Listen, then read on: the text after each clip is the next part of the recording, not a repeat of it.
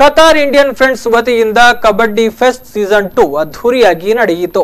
ಅಲ್ ಜಜೀರಾ ಗ್ರೌಂಡ್ನಲ್ಲಿ ನಡೆದ ರೋಮಾಂಚನಕಾರಿ ಕಬಡ್ಡಿ ಪಂದ್ಯದಲ್ಲಿ ಕತಾರ್ ಇಂಡಿಯನ್ ಫ್ರೆಂಡ್ಸ್ ಚಾಂಪಿಯನ್ ಆಗಿ ಹೊರಹೊಮ್ಮಿತು. ಎಟಿಎಸ್ ತುಳುಕೂಟ ದ್ವಿತೀಯ ಸ್ಥಾನ ಪಡೆದುಕೊಂಡಿತು. ಮಾರ್ಚ್ 22ರಂದು ಕತಾರ್ ಇಂಡಿಯನ್ ಫ್ರೆಂಡ್ಸ್ ವತಿಯಿಂದ ಕಬಡ್ಡಿ ಫೆಸ್ಟ್ ಸೀಸನ್ 2 ಅದ್ಧೂರಿಯಾಗಿ ನಡೆಯಿತು. ಬನ್ಸ್ ಕತಾರ್ನ ಅಧ್ಯಕ್ಷ ದೀಪಕ್ ಶೆಟ್ಟಿ ಅವರು ರಿಬ್ಬನ್ ಕತ್ತರಿಸುವ ಮೂಲಕ ಚಾಲನೆ ನೀಡಿದರು.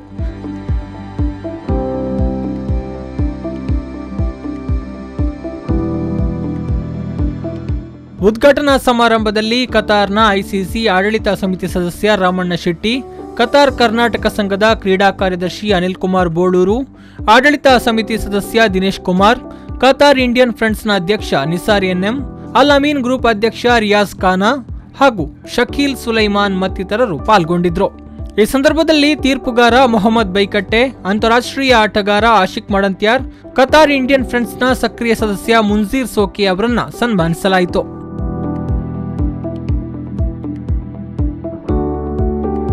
ಇನ್ನು ಪಂದ್ಯಾವಳಿಯಲ್ಲಿ ಕತಾರ್ ಇಂಡಿಯನ್ ಫ್ರೆಂಡ್ಸ್ ಮೊದಲನೇ ಸ್ಥಾನವನ್ನ ಗಳಿಸಿಕೊಂಡ್ರೆ ಎಟಿಎಸ್ ತುಳುಕೂಟ ಎರಡನೇ ಸ್ಥಾನ ಗಳಿಸಿತು.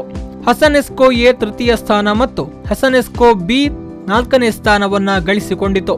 ಮ್ಯಾನ್ ಆಫ್ ದಿ ಟೂರ್ನಮೆಂಟ್ ಟ್ರೋಫಿಯನ್ನ ಆಸಿಫ್ ಬೈಕಟ್ಟೆ ಮುಡಿಗೇರಿಸಿಕೊಂಡ್ರು.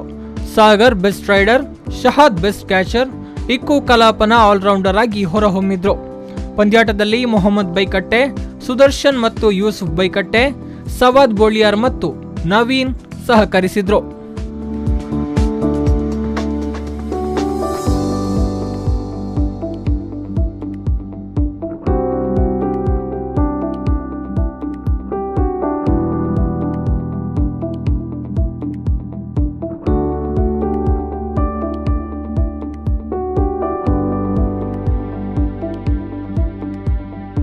ಸಮಾರೋಪ ಸಮಾರಂಭದಲ್ಲಿ ಬಹುಮಾನಗಳನ್ನು ವಿತರಿಸಲಾಯಿತು.